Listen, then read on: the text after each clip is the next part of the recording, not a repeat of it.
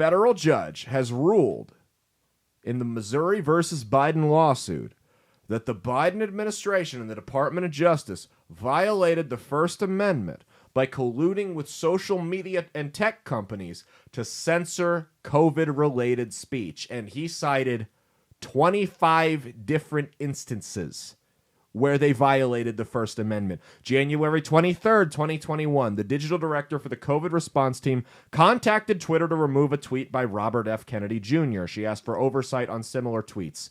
February 6th, the ex-deputy assistant to the president urged Twitter to suspend a parody account associated with President Biden's granddaughter. They acted swiftly, suspending the account in 45 minutes. On February 7th, Twitter suggested a faster method for flagging inappropriate content.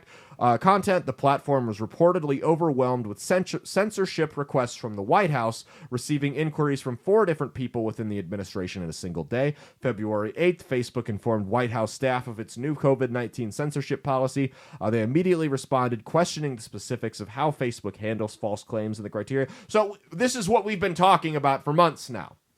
It goes on and on and on and on.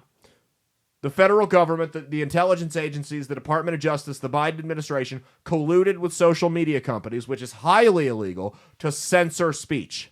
Whether it's in the name of public health, whether it doesn't matter. You don't get to do that. You have a right in this country under the First Amendment to be wrong.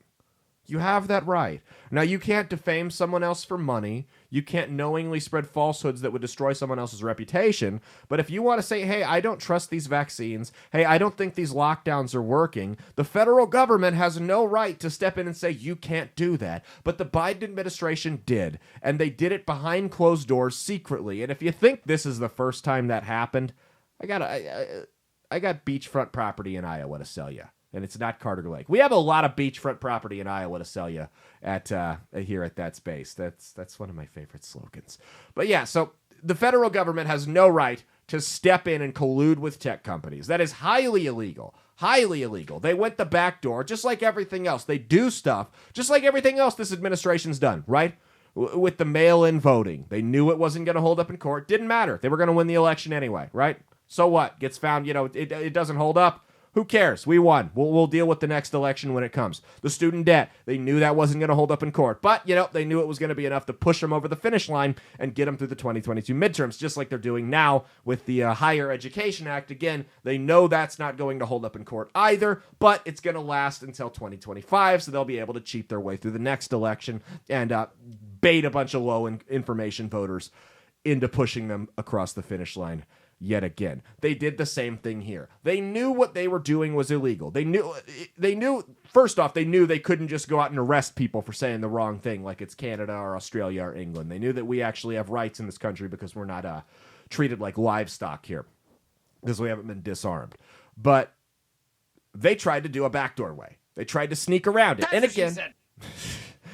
again, they knew... They knew that it was illegal. They knew that what they were doing wasn't going to hold up in court, but they knew at the time it wouldn't matter. See, that's the problem here. What's done is done. There's no way to go back and change that. They shifted public opinion that a lot of people are never going to change their minds on now because they shut down dissenting speech. There's a lot of people out there that are stupid. And when Twitter shut those accounts down, when Facebook and Instagram and TikTok and whoever else shut those accounts down that were questioning the lockdowns and called it misinformation, the average dumbass that sits out there and scrolls for Minions memes on their phones saw that and went, oh, it must be fake then.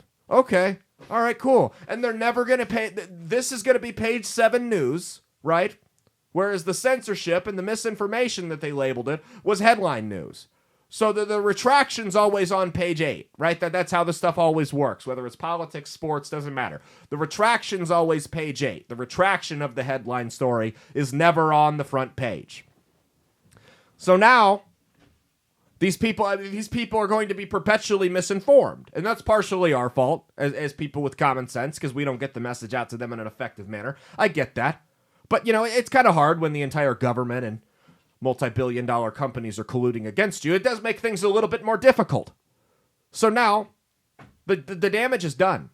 You've already had people completely destroy relationships and turn on their neighbors and be completely misinformed about all of this COVID crap through their censorship that they directly affected, that they directly manipulated the social media companies, but it doesn't matter now because the damage is done and they're not going to face any consequences for it. They're just going to get told, you don't do that again. Don't you do that again, FBI, CIA. And the judge knows that he can't actually hand out any punishment, so they'll kill him. Like, they know how this works. They know what happens when the CIA and FBI spooks. That's just the mafia that doesn't have to worry about going to jail when they whack you. They don't even need to cover it up if they really don't want to, because they know nothing's going to happen to them, because we're lazy in this country. We're weak. We've been castrated. That's what people don't realize. Like, if we really wanted to, if 10% of this country said, you know what, now we're done. We're done. The CIA could be gone tomorrow. But for whatever reason, we all, and I'm as guilty of this as anybody, we're all so comfortable. They've given us all a life that's so comfortable. We have this sort of Stockholm syndrome that these criminals never face any actual consequences anymore. It's they do something they know they can't do. They get caught doing it. They go, oh, our bad. And then they do it anyway. Do you really think they're going to stop? Like, seriously, some judge in Missouri said, hey, no more. You guys got to stop this. And that judge may be well intended, right? He may have good intentions. I don't have any reason to believe he's in on this, but he knows his hands are tied. He can say, hey, don't you do this again. And then the CIA and the Biden administration and the FBI and the Department of Health and all those corrupt organizations, the DOJ, they'll go, oh, our bad. We won't do it again, and then they'll just do it again anyway, and maybe they'll be a little bit more sneaky, maybe they won't, and nothing's going to happen to them. It's not like they ever actually go to jail for this stuff. There's no consequences for any of it. Hey, thanks for watching. If you liked what you saw, be sure to click the link in the description to get the full episode on Rumble. If you prefer to listen along, you could actually get us on Spotify, Spreaker, and iHeartRadio. You can also go to www.outlawstreamers.com to learn more about not just my show, but tons of other great shows and all the exciting projects they have coming up. Follow my socials at Caleb Isn't Funny on Twitter and Instagram, at Caleb Salvatore Comedy on the Chinese Spy app that is TikTok, and be sure to like and subscribe to this YouTube channel. Thanks, and we'll see you every Saturday for brand new episodes of That's Based. Peace.